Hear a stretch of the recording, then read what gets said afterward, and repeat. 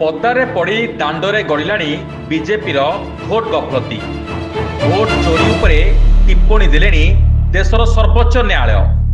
ଭାଣ୍ଡା ଫୁଟିଯିବା ପରେ ବାଉଳି ଚାଉଳି ହେଉଛି ଗେରୁଆ ଦଳ।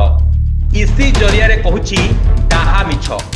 ସରକାରଙ୍କର ମାଉଥପିସ୍ ସାଜିଛି ଇସି। ଜାମୁ କୋଳି ଗପ କହି ହରଡ଼ ଘଣାରେ ଇଲେକ୍ସନ କମିଶନ। ଇସିର ଭୁଲ ଓ ଅପାରଗତା ବିରୁଦ୍ଧରେ ଅଣ୍ଟା ଭିଡ଼ିଲେଣି ବିରୋଧୀ। খুব শীঘ্র সংসদে আসিপারে মহাবিযোগ। সারা দেশের এবে ভোট চোরি তাতি। বিজেপির ভোট গফলতি কংগ্রেস লোকলোচনকু আনিবা পরে এবে বিষয় সবুঠি চর্চা। সেপটে বিজেপির মুখা খোলিযিবা পরে রক্ত চাউল চবাউছি গেরুয়া দল। ইলেকশন কমিশনকু হাত বার্ষি করে রাহুলଙ୍କୁ କରାଯାଉଛି ନିଶାନା। ভোট জালিয়াতি সপক্ষরে সুপ্রিম কোর্ট মত দেলা পরে তরভরিয়া ভাবে ইসি করিছি প্রেসমিট। ପ୍ରେସ୍ମିଟ୍ରେ ସାମ୍ବାଦିକଙ୍କ ପ୍ରଶ୍ନକୁ ଏଡ଼ାଇ ଦେଇ କେବଳ ନିଜର ସଫେଇ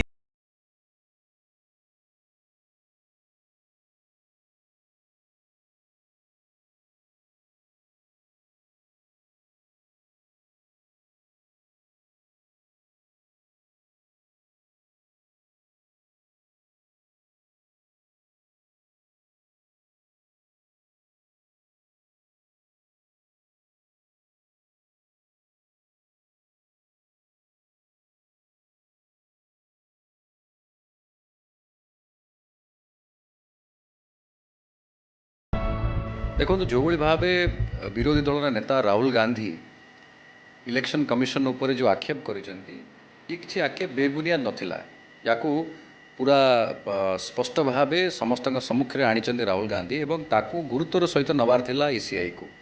किंतु दुर्भाग्यर कथा जे ईसीआई या नहीं गोटे प्रेस कॉन्फ्रेंस कले एवं आपण भल भाव देखी से प्रेस कॉन्फ्रेंसटा गोटे बीजेपी प्रवक्ता कहला भाया लगिला। तार कारण है से प्रेस कॉन्फ्रेंस पूर्व सुप्रीम कोर्ट डायरेक्शन देला ईसीआई को कि जो 65 लाख भोटर मान तालिकारु ना कटा जाइतिला ताकू पब्लिश करिया पे। ता माने कौन ता माने हैला सुप्रीम कोर्ट मध्य ईसीआई को स्वच्छतार पाठ पढ़ेला। यदि ईसीआई स्वच्छता पाठ पढ़ी पारिलेनी एवं बीजेपी प्रवक्ता भावे गोटे प्रेस कॉन्फ्रेंस करी कि विरोधी दल नेता उपर प्रश्नवाची सृष्टि करुँच निश्चित भाव कौटि ना कौटि लोके जनसाधारण जो मैंने भोटर जहाँ भोट चोरी है जहाँ से मैंने निश्चित भाव ईसीआई उपर जो विश्वास आशा भरोसा थिला ये भांगी सारा।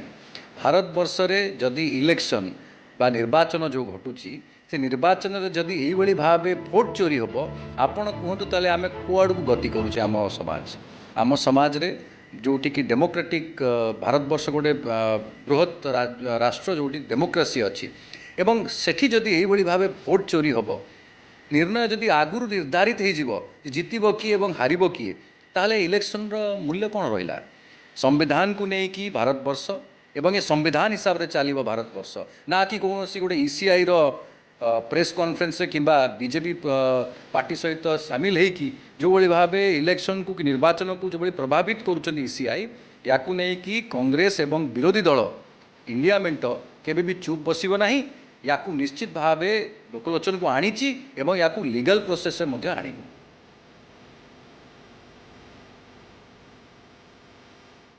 Bureau report news alert 24/7।